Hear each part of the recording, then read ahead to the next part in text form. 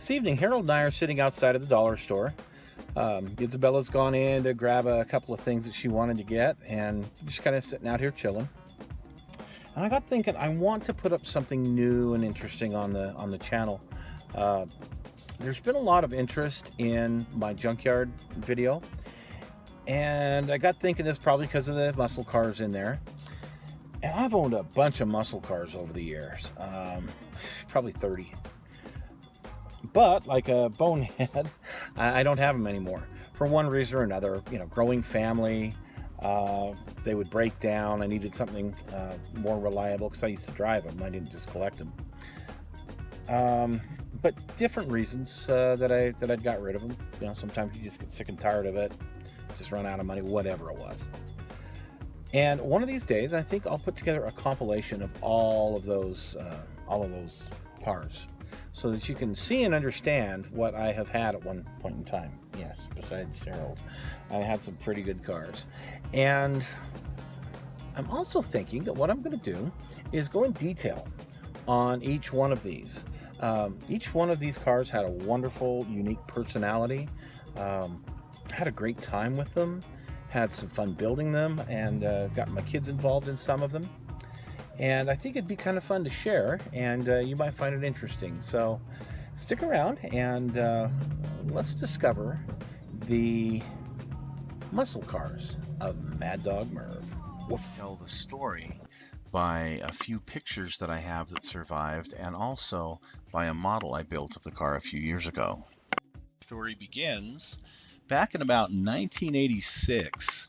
I had a Chevy Citation that I was bebopping around in. It was a pretty decent little car, but for one thing, it was a four-door, and it certainly wasn't a hot rod. So I was looking in the paper one day, and I saw a 1967 GTX for sale.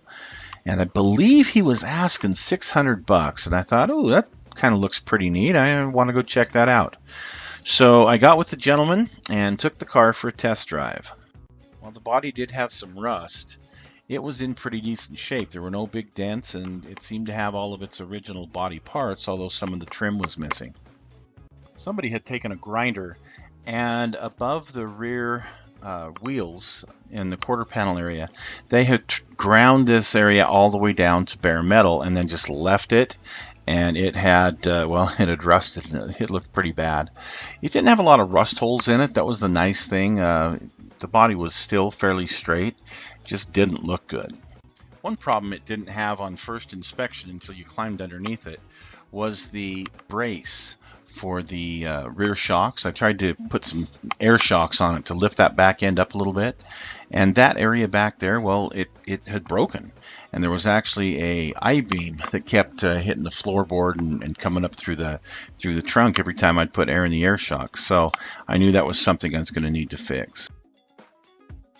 This is really the only picture I have of the interior, and this was actually taken off eBay when the car was sold by somebody else. But I could definitely identify it as mine. It had the holes, those beautiful door panels, and it did have the bench seat with the fold-down armrest, and it was actually an automatic on the tree, which was very rare for GTX. My car also had a aftermarket steering wheel that was wood grain. Seats were a little ripped up in my car, but they still had that nice, beautiful tooled leather. In this model I built of the car, I tried to get it as exact as I could, and you can see the column shift here. Again, that was a very rare thing for a GTX. Here's a copy of the page that was actually on eBay from, I think it was August 10th of 2006 is when the auction ended. And they were asking $4,000 as the starting bid. And that was without the engine, and it was also without the hood scoops on it. But it is definitely my car. It was up in Kent, Washington at the time. Another thing that was very unique about my car is the front bumper. It was not correct. This was actually off of a satellite. The Belvedere, the GTX, actually had turn signals in the bumper. And this car, the turn signals had been rerouted to the grille. And you can see the correct placement for those turn signals here in the model that I built of the car. One thing about this car is it may not have been pretty, but man, did it go. One of my favorite stories is I was up on Foothill Drive headed to work one day and came up to a stoplight, and like a 78 Trans Am pulled up next to me, and he wanted to go the gears, and I absolutely smoked him across the intersection. This car really had some power. Every once in a while, pulling out of a driveway, it was fun to just stand on it and watch the back tires go up in smoke. This thing would lay a patch like you wouldn't believe it, get up and go. And I did that a couple of times, but I kind of forgot this is a very old motor, probably over 200,000 miles. Unfortunately, I don't have any pictures of the original engine. It did have a 625 CFM Competition Series Carter carburetor on it when I purchased it, and it did have the original engine, but it did also have headers that had been put on it. The original engine threw a rod several months into my ownership, and I wound up replacing the engine with one from a 1978 Dodge Monaco police interceptor. The picture I have of the rear shows that the taillights didn't have the proper taillight guards on them that GTXs had, and I did paint this rear panel to try and simulate the original. It was the original, it just was very faded when I got it. One thing was for sure, that 440 Police Interceptor was a real dog. It didn't have near the power of the original engine, and I started to become disillusioned with the car.